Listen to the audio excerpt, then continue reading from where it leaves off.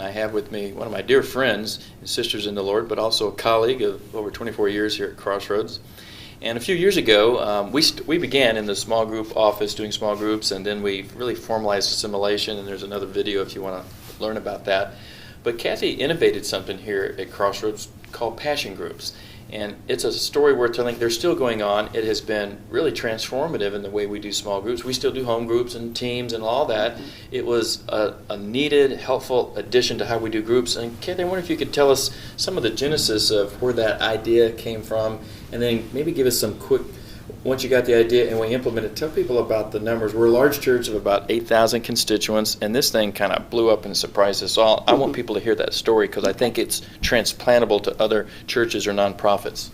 One of the things that we realized, or that I realized in the last few years, was that as social media began to take over, and as we became a more transient society, people moving here and there, and that there was a need for people to be connected. People were leaving their neighborhoods and going to find things that they were passionate about or interested in or a hobby instead of really spending time with their neighbors. So what happens now is that people come home from work and they pull into their garages, shut the door behind them, or we call restaurants and we do carry out food instead of actually going to the restaurant and eating with another couple or friends or things like that, or we rent a movie and we stay home, and so there's less social interaction, but yet we have a need for that. People need that in their life, and people have interests and hobbies and passions and things that they want to do and they want to share with other people that have those same interests, passions, or hobbies. And so I really had the thought that we could create that here at Crossroads Fellowship. I kept running into people telling me, I played golf yesterday, or I went and played tennis. I'm on this great tennis team. Or did you know this new thing that's coming to town called pickleball? And so I started thinking, why can't we begin to get people connected into those things that they might want to do as well? They might be an interest for 20 other people here at Crossroads to play pickleball. Kathy, this sounds like you're the coordinator at a senior citizen center somewhere, but you're the assimilation officer. Tell me, how does this relate to Jesus Christ and getting people discipled? I know it does, but I'm listening to this going, that sounds great for people out there, but what is sports and basket weaving and writers club, and there's so many of them I can't even remember them all, but something cool is happening here. But I know you're a spiritual person. There's a spiritual dimension here. Where did that weave in? And because this is not how most church people think, and so it's exciting to me. But what's the underneath thing that you're thinking? Well, the whole thing is getting people into relationship, into community, which is what we are built and designed for, is community. And so, and that maybe our culture's changing whether we like it or not. And as a church, we need to be adaptive. Correct. And so, what we had thought to do then is to tap into what people were already doing. So not require people to do one more thing or to stop doing what they were already doing, but enjoy the things that you're doing, and by the way, bring other people along with you. And as we begin to do that, we can begin to invite our neighbors in over to my house to be part of the book club, or to go out to Falls Lake and be part of the photography team. And so we can begin to reach our community and the triangle, because we have places, easy places, things they're already passionate about, and we just invite them in to participate. Let me ask you a question that some of my viewers might be saying. Are you telling me people could get together and practice photography and something really good and spiritual happen? Absolutely. When community happens and relationship develops, that's when you start to share prayer requests. You start to think about, how am I going to care for them? They have to have their knee operated on next week. You begin to tell stories. Eventually, as you build that community, as you're talking and sharing life together, you start to give permission to share your life story and what God's been doing in your own life. And you can share your personal testimony in photography club, on the pickleball court, during a break, all those things that we're able to do of a spiritual nature as we're building into people's lives. God wants us to minister where we show up. So ministry isn't just in the church. Ministry is in the community and where we show up, whether that's at work, at home, or at play. So how am I doing ministry in my workplace with the gal across in the cubicle across the hall, or the mom on the soccer field, or the neighbor two doors down? How am I ministering to them? Well, I can invite them to bike with me. I want to say something for our viewers here. that you've said kind of in passing because it's just become a way of doing life here. But the core of Christianity is community. It really is. You can see it in the book of Acts. And the core of community is caring. And so you're driven by a spiritual driver here, and you're willing to be adaptive to what is happening in our culture, what people are longing for, because you know people of faith cannot go ride bikes and read books and do photography and leave their faith at home. It's not going to happen. Right. And that some meaningful things can happen while we're shooting seagulls out here at the falls. We might end up in a sidebar conversation that's maybe even more intimate and transparent than what I might do in a Bible study where I'm just trying to do the thing. Not that Bible studies are wrong. We do those, and I'm for them. I'm in two of them. But I think this is something that many viewers haven't thought about, and I'm really grateful for that. Tell me some of the numbers that happened, because when this happened, we were struggling to get past a certain percentage, kind of beating ourselves up, like, what are we doing wrong? We're about community, we want to help people, and they had sort of voted with their feet, but we knew there was a big need. Tell us what happened when you sort of figured this out and then put the architecture into the organization, when we fanned the flames. What happened? Well, what we decided to do was to offer a Passion Group Sunday where people could come out into what we call our grand hallway, which is the center of the church, and sign up right on the spot with groups, passion groups that they might be interested in, so areas of interest. I'd like to cook, but I really need some help in figuring out how to cook, so let me join the foodie group. And so they signed up right on the spot. That day we had over 700 people that signed up on the spot to get involved in passion groups.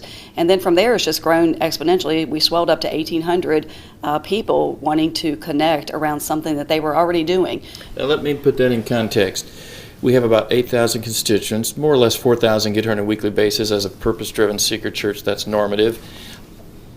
And you got 700 people. I just do the math on that. So about a fifth of our church that wasn't connected in this way got connected in a short time, and then it zoomed up to almost 20%. Right, that's correct. So in a church of 1,000, this would be like saying, well, we've got 300 people in small groups, but there's another 250 just waiting to be connected. Right, that's correct, yeah. And so what we're doing is we're really not diluting ministry, we're not diluting the gospel, we're giving people permission to share their stories, to share their life with other people. We have that innate desire to care and be cared for, to love and be loved on, to love others, to pray and to be prayed for. All those things that can happen within a passion group as I'm doing the things I enjoy doing. Kathy, you said an interesting word, and I know what you mean, but I don't know if our viewers would. You said give people permission.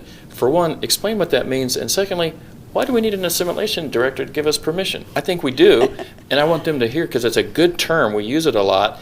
And one of the things I'd hope would be a takeaway is they would go, wow, I'm in a permission-giving role and I never use it.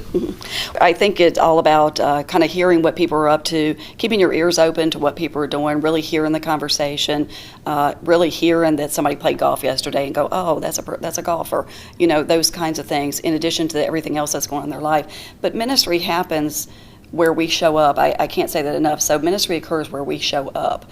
And so it's showing up on the tennis courts, it's showing up on the basketball court, it's showing up in our workplace and in our neighborhoods. So in other words, if the sermon series is starting to impact me and I'm doing my quiet times like a good, fully devoted follower, and then I go to the photography club, I'm not leaving that in the car. Exactly, right. Yeah, it's wherever you are. It's in the grocery line. It's with a lady who is struggling with a crying baby in the grocery line in front of you. How can we encourage her that my baby's cried before too, you know? And so those things, really thinking about ministry in a holistic format. We're giving people permission to do ministry wherever they are. So I can just kind of, as I learn about Jesus, I can just try to act like him wherever I'm at, and I don't have to feel guilty that I'm not doing a bunch of heavy lifting for the church. Well, we want both ends, so we want you to have fun.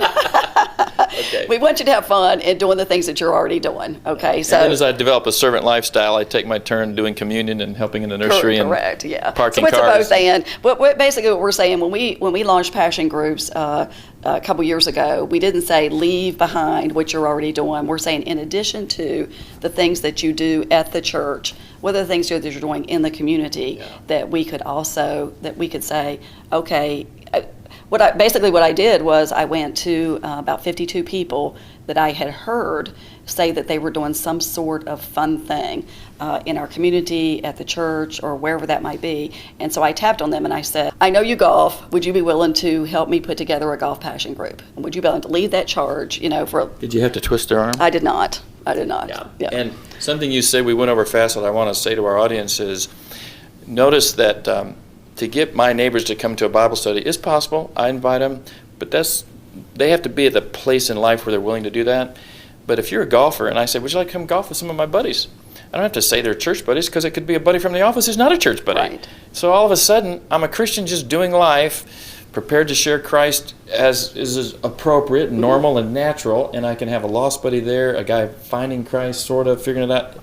And that's sometimes easier to do than in our Bible studies in Sunday school. Right. And what happens is, where it's has become hard to reach your neighbors, hard to meet your neighbors, and sometimes awkward for people to meet their neighbors. Oh, I'm going to have to trudge across the street, and are they going to like me or not? Are they even going to answer the door? What if they're Catholic and they think I'm a Baptist? That could be a taboo. Right. So we make it easy. So now I can walk across the street and say, hey, I'm going golfing today. And now out of golfing, I've created a relationship. So now we can laugh about it took me 6 strokes to get through that par 3. We can laugh about that because, and so now we've built history and we've built And Kathy, what if they don't come to Jesus or ever come to Crossroads? Do we say, hey, listen, you've had 6 months to find Jesus. I think you need to find another golf group? We just continue. No, we don't. They can stay on.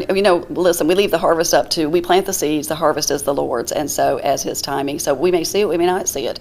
But our job is to continue to build relationships, to share Christ as we're able to. We set the example, and we set the tone, and we set as we share who we are and what God's been doing and what God has been up to in our own lives, then people can look at that and they go, wow, if God did that for her, I bet He can do that for me. You don't have to be a rock star, heavy lifting giant in the church to be meaningfully, powerfully, transformatively used by Jesus in someone's life. Exactly. Yep.